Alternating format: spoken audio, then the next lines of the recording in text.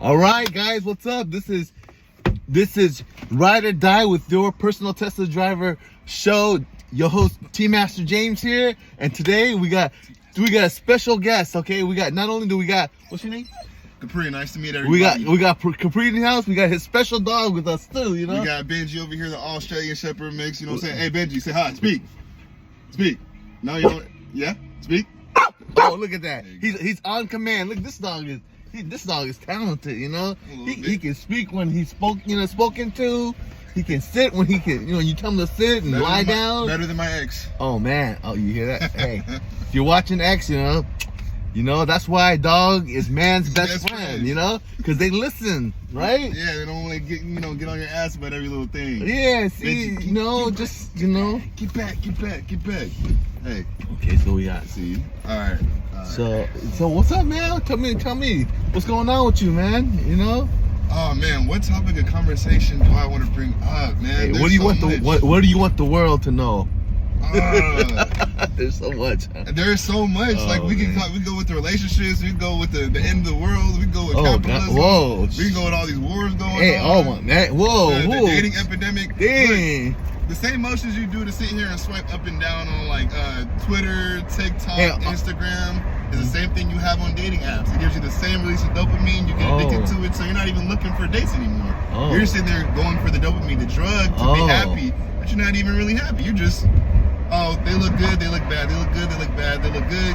He has money, or she has money, and that's all you're really looking for. You're not really looking to actually bond with anybody. So we're so detached from everybody now. It's like, what if I got into this and when you had asked me, you were like, oh, hey, I have this show and everything, do you want to be on it? What if I was so antisocial and I was like, no, fuck you, no, I'm not going to say anything.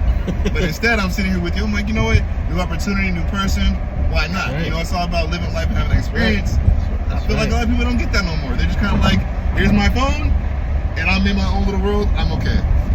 That's it. You know what? You just spoke to why all these shows are being famous, like Love is Blind, Married at First Sight. All these reality shows to get people to connect with each other. It's all because of these dating apps. These dating apps just don't. They're not fulfilling people. They're not connecting people, That's why I got a dating app. I got a matchmaking. Say if you were single, I'll be like, hey, you want to get hooked up? Let's introduce you to my my audience here. Hey, anybody out there looking for this type of person? It would be so much do what easier. I can. Yeah, see, that's a good thing though, because you're actually putting the effort to bring people together and be like, here's someone that you see in their authenticity. It's not a facade. It's not them bullshitting you. It's not the whole fakeness. It's like, hey, this is what I suck at. I hate sitting here waiting in line and get really impatient sometimes. But it depends. Have you ever been to like a roller coaster, like a Disneyland or something like that? You're standing in line and you get bored. There's different people. Some people will stand there the entire time and just not say anything, and it's like, okay, and then wait 2 hours and ride for 15 minutes of enjoyment. That's cool and all. I'm the type of person, when it comes to waiting for that long, I have to make it fun. I'm bringing some Uno cards in and if I'm bringing a fanny pack, I'm bringing a fanny pack. I'm having Uno, I'm having some type of card game. We're doing something while we wait, so that whole 2 hours isn't just us staring off into the distance and not talking to each other and not bonding. The whole point of that is to bond with each other. I genuinely, I will die on this hill. We don't bond with each other anymore. It's like, we don't want to have that depth with you. Like, we don't want to take that time to get there anymore. Get to know people. It's like that whole chivalry thing and just courtship. Yeah, it's like it seems like it's lost, right? Everybody's just like instant, instantly. It's like hookup. Mm-hmm. It's like hookup culture, right? Versus before, back in the old days, you gotta date the person, get to know them, before you even get there.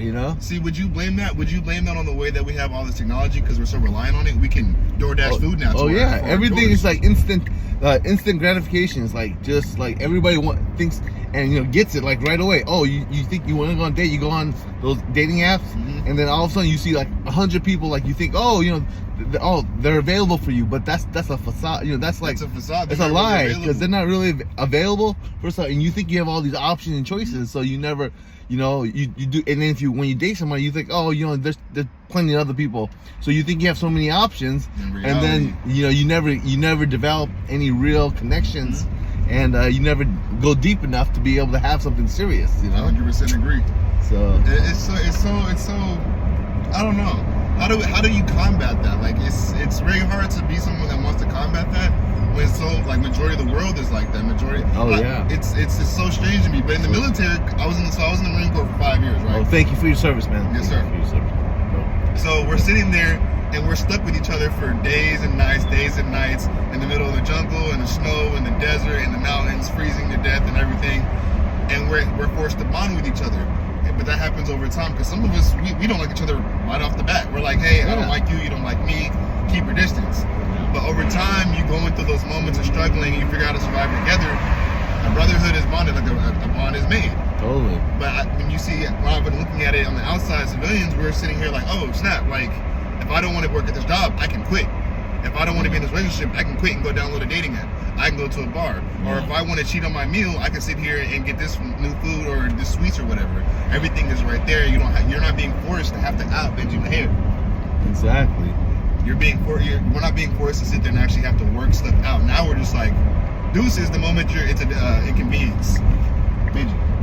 Yep, that's the price we pay for like this, all these convenience. You know, it's like we don't develop deep relationships. We don't develop any like deep commitment. You know, we don't know what commitment means. You know, it's like you know, you don't know, like you got to go through things with people. You know, it's just nowadays like first thing that goes wrong, even in marriage. You know, like in marriage, you got to go through a lot of ups and downs. You know, you have to. Yeah. I mean, and those ups and downs actually strengthen your marriage. Yep. You last longer when you know are committed and you go through bad stuff, but then you get through it. You know, so I agree with that, and then I add on to that because I haven't been married at all in my life, but I've seen it from my parents and I've seen it from my grandparents and people in my family, where it's like they'll go through a situation, but it's not that they're making it through the situation that mattered. It's the way that they figured out how to get through that situation. They had to develop a different way to communicate. One of them had to realize, oh, sometimes I should humble myself down. Yeah. Somebody realized, hey, maybe I should listen a little bit more. You know, you start to see those parts of yourself that maybe I need to work on this if I want to keep this person. Oh yeah, you gotta grow and be a better person for sure. You know, you gotta come out of it like, you know, wanting it to work out and being better and learning from it. You know, you can't just like repeat the same mistakes over and over again, you know, and expect a different result. You know? Yes, sir. So I've been married for 22 years, so 22 years, so I got a little bit, you know.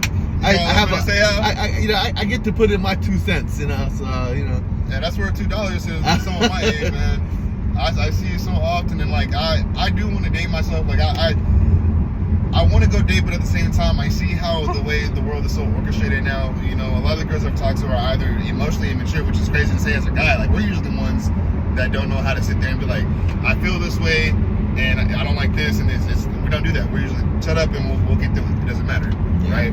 But they'll be emotionally immature, or they're looking for another dad, or they don't understand how to grow, and they're okay with stagnancy. There's all these different things, and honestly, I won't even put that completely upon women. That's for a majority of my generation is like that, where it's like, hey, you know, I'm not getting taught these things. I'm getting taught by what's on my screen, like Love Is Blind or something. Like, that girl said she didn't like him because he was wearing these pants, or because he smiled. You may tell you another big problem that people have right now in the dating world and stuff like that.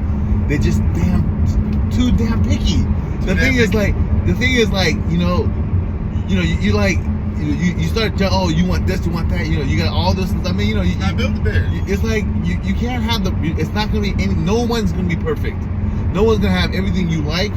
You know, there's gonna be pluses and minuses to every single person. And if you think a person is perfect, so I don't know, like some of the shows like Married at First Sight, I don't know how they can do it, because you can't, like, they're like, oh, trying to match the perfect people together. That's such a scary thing. That's like the thing. There's no perfect match, because if they check all your boxes at the beginning, I guarantee you later on there's gonna be boxes that you didn't even know existed that they're not gonna check out. And if that's and then when the first problem that comes up, you know, if you're not like committed to that person and you think they should be all this to you, then you're gonna have a problem. You're not gonna make it through. And you know, I always tell people, you know, it's never about the other person. You know, I mean, if I wrote a book, I would be like telling people, you know, when I would write a book about it, I'll be like, you know what? It's never about the other person in a relationship. That'd be the title. It's always about the person in the mirror. It's all about you getting it right for you. It's like the better person you are, the better man or woman that you are, you know, the better the relationship will be. And you know, so that would be a great book, right? It's never about the other person. You know, and then I look at all these, I watch all these shows and everything, and I see people always, they always blame on the other person, like, this person wasn't this and it wasn't enough for you and this. But I'm like, what about you? What are you doing to improve the situation? What are you doing to be a better person for that person and for yourself and for everybody? Because that's what it comes down to for me. That leads to the So I'm not too keen on that. I'm just not getting into it. But how stoicism is, where you're always supposed to be looking how to better yourself. Treat everything as if it's alive, even if it's not alive. Treat it as if it's alive. Treat it as if it's you. You wouldn't, if you were the ground and people were walking on you, would you want them to spit on you? I was raised not to spit on the ground around all these people, to spit on the grass.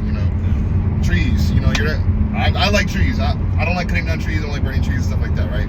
If I'm dealing with another individual, I'd want them to treat me the same way that I would want to be treated.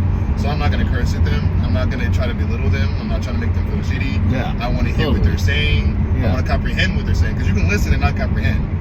Yeah. And it's just it's such a strange thing to me that we all get taught this when we're children. Treat others the way you want to get treated, and a lot of people don't do that. And I try to implement in my life where it's like, hey, how I treat myself or how people treat me is how I'm treating them. So if someone's treating me shitty, okay, what am I doing? Am I causing them to do this, or is that them? Is that they're doing it from their own personal soul? And sometimes I come across it where it's genuinely not me doing it all. I'm sitting here listening to them, being polite, using language that they understand. Yeah. So I agree with you. It's not about them. It's about you. Yeah. And I feel like someone would hear that they only hear the surface level. They'd be like, "What do you mean it's only about you?" No. That self-awareness. You have to know yourself in order to be able to deal with somebody else. You got to know yourself. You got to be a better version. You got to always be the best person and better version of yourself, because if you're not, those flaws are going to come out in the relationship, and you're going to point it. You're going to think it's other people. And for me, it's like being in a great relationship. It's just about you're serving. It's like you want to make that other person happy, and how you make them happy is being the best person for yourself and for them and for everybody. And then and also not expecting, they're not going to be perfect, the other person. Never look at their flaws. Never focus on their flaws, because you could be with somebody, and if you I'm sure there could be 100 and 1,000 reasons, right? Lady Gaga said there's a million reasons to not be with someone, but all you need is a few good reasons to be with them, and to focus on those good things and be grateful for it, and you can be in a really great relationship. So would you agree or disagree that those really good things about a person has to be things that are intangible? Like, it's not supposed to be the money and stuff like that, but stuff that's their characteristics, their soul. Yeah, it's just, it doesn't matter what. You just have to value those things every single day. You gotta appreciate those few things that they're about, that you love, and if you appreciate and love those things, that every day, then those things will grow in your life, and then that's all you're gonna see about them. And then never focus on the negative stuff about them.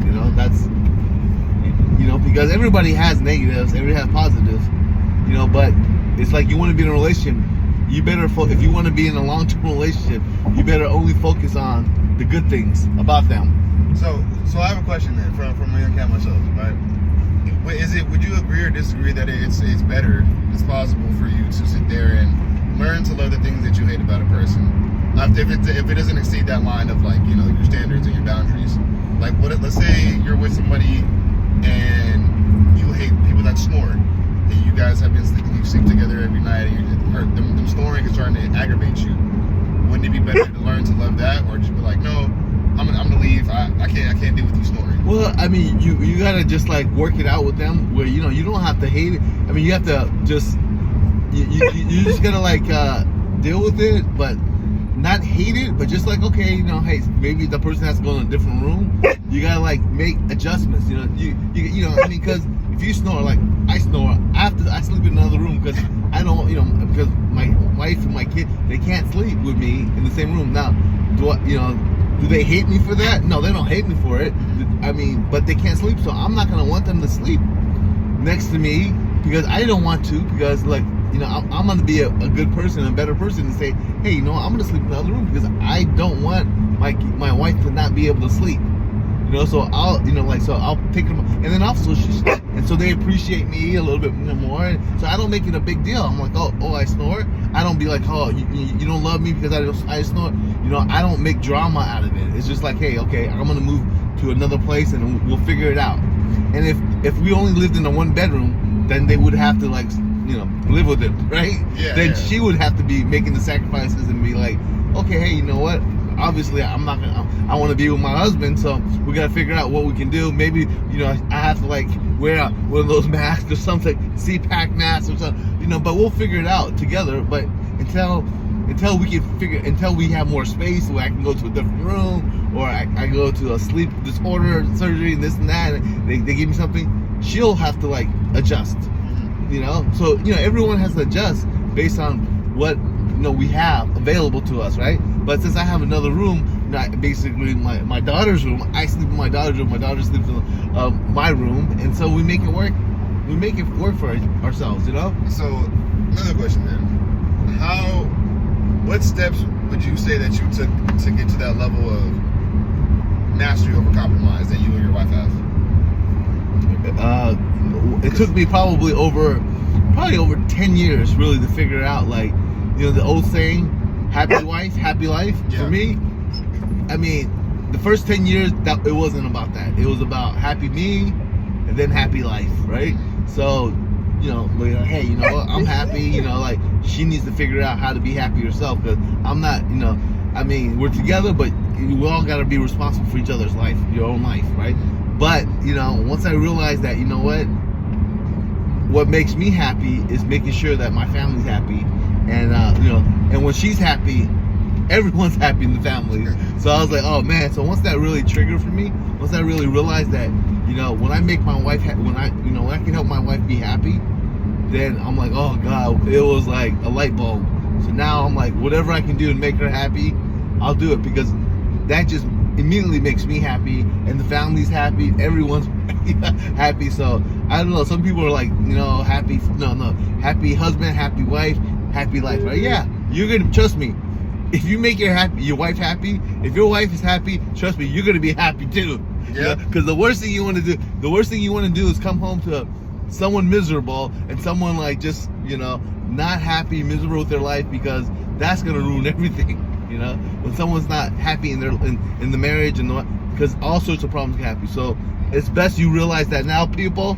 You know, hopefully you guys all realize that you don't need 10 years like I did. It took me over 10 years. You know, figure it out at the beginning. You know, just make your wife happy. You know, and you'll be happy. Guarantee you. You know. See that? Well, that's a gem right there, because I definitely. Hey, sit down. Jesus, you're not used to being in the car. But yeah, no, I definitely I hope that one day I get to experience that. But most of the time, it's just like, me personally, I don't have a lot of patience when people don't know how to communicate, because I know that I've personally done the work, and trying to teach other people how to communicate is even more of a task. Like, truly, it's way more of a task. Yeah, you can't teach. You know, you can't really teach your partners too much. You know, I mean, you can be like, you know, you can't really teach them. You guys are like, because they're on part. You know. I mean, there's a lot of things that I wish that I could teach my wife to do. Like, you know, I'm into meditation, I'm into prayers, I'm into a lot of things she doesn't do. I don't expect her to do it. I don't force her to do it. She's her own person. You know, she's got her. You know, she does have her own life and the way she does things. I'm just happy and appreciate who she is and what she offers into our life, into our family, and what she, you know, what her gifts are. You know, I mean, I don't focus on her having gifts that I have. You know, I contribute in a way that I can, the best I can, and she does the same thing, and we just appreciate and love each other for it. Mm-hmm. And, you know, like, if we're short on something. Oh, Mr. Right. Oh, Mr. Right? Okay, yeah. My bad. Okay. Oh, you won't be able to make it through that either. Oh, no? No. It doesn't go through? No, that's gonna go that way. Oh, it won't make a U-turn. How about that? Like, right there? If these people are nice enough to let you. Oh, they'll let us. They'll let us. Please, let people be kind. They will. I always get in. She sells Girl Scout cookies. She has to look be at that. Look at that. She's selling cookies. She's not even paying attention. Yeah, she's looking at her reviews. Yeah. That's the other thing. If you're on the road, people, use a hands-free device. Don't text and drive, because some of y'all be causing traffic. It's just like that's a safety hazard. You see that? You hear that, guys? Use hand-free device. Look, hands-free devices. Like, exactly. This is okay, but if you're sitting here trying to text and do this while you're driving, exactly, you're a safety hazard. And I believe that the next time that you're walking past the table, you should kick the corner. Is it right here? Yeah, it's right here. Okay, cool. All right, tell me something. Tell the audience something like that will help this video go viral. Give us a piece of advice and a wisdom, something that you can share before you leave. Anything, a message. It won't go. This is not gonna go viral, but this is what I do have to say. Don't be a shitty person unless you want people to be shitty to you. Because honestly, there's too many villains and there's not enough heroes. Do you want to be a villain or do you want to be a hero? Do you want to see fire and flames and all this bullshit, or do you want to see people be like, hey, how's your day? I did this for you. Oh, let me do something for you. Or would you rather have that? That's all I have to say. Awesome. I'm a motivational speaker. Oh, and what's your dog's name? Benji. And make him talk for us. Make him talk. Benji, come here. Hey. Can you do me a favor? Speak. Oh, now you want to close your mouth? Speak. Oh, are you stimulated? What's oh, man. Now you don't want to do it all of a sudden? Benji, look at me. Look, come here. Are you good? There's a lot going on. He's not gonna do it right now. Yeah, he's stimulated. All right, guys. Well, that's it. You know what? Hey, this was a great episode. Lots of wisdom, lots of advice, lots of good content in here. You know, yes, appreciate you, sir, and your dog. And you know what? Don't forget, you guys, to subscribe. Make sure you subscribe if you haven't subscribed yet. Make sure you subscribe and you know, and let me, you know, I'm gonna like, comment, subscribe. Exactly. Do you got you got social media? You want? I don't have social media. No? Okay. See, I try to live in the moment. I wasn't lying. Okay. The only thing that that's probably a good thing, you know. It's like reduce your time on social media and go talk to a stranger. Don't have social anxiety. A lot of people are really nice, actually. Yeah, reduce it. Just, you know, make sure you subscribe to my YouTube channel. Yeah, that's all a part of your day. It's important. All right, guys. So that's all for today. You know, that's it for Ride or Die with your personal Tesla driver James and his guest. He didn't die. He made it to his ride, and we're gonna call it a wrap. Peace out, guys.